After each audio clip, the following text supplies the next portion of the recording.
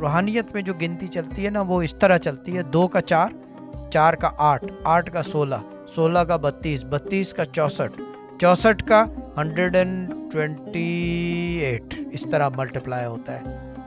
जब तो बरकत होती है। बरकत किसको कहते हैं? वो बरकत इससे होती है 1 2 3 4 5 6 7 8, ये बरकत नहीं है। लेकिन रूहानियत में, स्पिरिचुअलिटी में गिनती जो है 2 का 4, 4 का 8, 8 का 16, 16 का 32, 32 का 64 यानी कि 64, 64 का 128, इस तरह मल्टीप्लाई होता है, डबल होता चला जाता है। बरकत इसको कहते हैं। बरकत 1 2 3 4 5 6 से नहीं होती बरकत। बरकत इस तरह होती है, जब तो घर के अंदर वही पक रहा है, वही खाना, वही रिस्क, वही सब। लेकिन वजीफा करने वाले का ये होता है कि वो ख़त्म ही नहीं होके देता। कहते हैं यार ये होता क्या है, ये कैसे होता है? क्योंकि डबल होता है, वो मल्टीप्लाई होता है, ख़त्म नहीं होता। वो जो चीज़ मल्टीप्लिकेशन में डबल पे चल रही हो वो कभी ख़त्म नहीं होती। ये बड़ा रूहानी बयान है, ठीक है ना।